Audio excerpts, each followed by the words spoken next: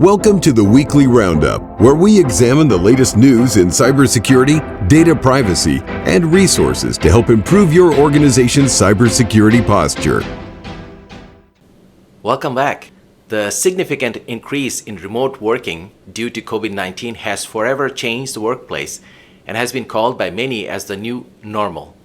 While working from home is convenient and has many benefits, it also exposes both individuals and businesses to a range of cybersecurity risks. A study by the Ponemon Institute in 2022 points to growing risk associated with remote work, leading to costly breaches for many companies. That's why it is essential to give serious consideration to home security.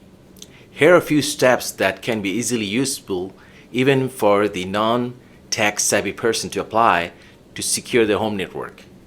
Your router is the heart of your home network. It is the central point where all your devices connect to the internet and to each other. If you haven't already, change the name of your router from the default. Make sure you set a strong and unique password to secure your wireless network. Activate the router's firewall, which can stop traffic from malicious websites from entering your network. It can also stop malicious programs that have made it into your network from sending data back to the bad guys who created the malicious program. Most routers have a built-in firewall, but you may need to activate it manually. Always keep your router's software up to date, which is an essential part of your wireless network security. The wireless router's firmware, like any other software, contains flaws which can become major vulnerabilities and exploited by hackers. Make sure to turn on the auto update feature of the wireless network if it has one, otherwise manually update it. Here's some guidance for securing your IoT devices, such as home appliances, smartphones, wearable technologies, toys, etc., that are connected to the internet, collecting and sharing data. With all of the benefits of using IoT devices, there are also risks to privacy and security. It is recommended that we connect these devices with caution and take steps to secure them. Before purchasing a new smart device, do your research. Check out user reviews on the product, look it up to see if there has been any security privacy concerns, and understand what security features the device has or doesn't have. Configure its privacy and security settings. Most devices default to the least security settings, so take a moment to configure those settings to your comfort level. Put your IoT devices on a guest Wi-Fi network. Why you should do this? Because if a smart device's security is compromised, it won't grant an attacker access to your primary devices, such as your work or personal laptops. When the manufacturer issues a software update, patch it immediately. Updates include important changes that improve the performance and security of your devices. Think of where you put your devices.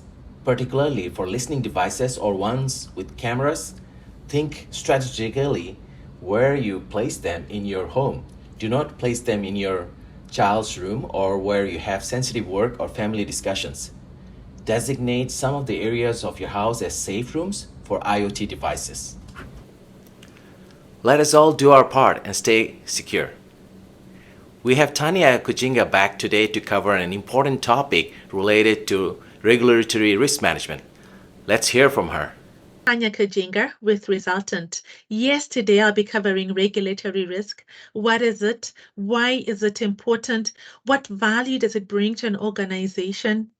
And why organizations or enterprises need to be effectively monitoring their regulatory risk management frameworks that are in place. Let's jump right into it. It is generally defined as the risk of having the license to operate or withdrawn by a regulatory authority. It refers to the risk that a change to laws or regulations will hurt a business by affecting the sector business market if not adhered to. Managing regulatory risk involves forward-looking strategic thinking, as well as always monitoring public opinion and regulatory process in a business given sector. One thing to note is that any business can face regulatory risk, given any government's power to impel businesses operating within its borders to follow its laws. Regulatory risk often stems or materializes because of anger over public harm caused by business or a business sector. And because of this, it is imperative for business leaders to be obligated to assess and monitor regulatory risks and be prepared to react if anything materializes. Of course, this is why it comes as an afterthought to most organizations, because it is time-consuming, expensive, and because any issue that stems drags on for so many years. Let's look at examples of regulatory risk. Whilst there are many, today I'll focus on the Sarbanes-Oxley Act, commonly known as the SOX, which has stringent accounting requirements and severe criminal penalties for violating security laws. It was passed following public outrage over multiple accounting scandals in the early 2000s.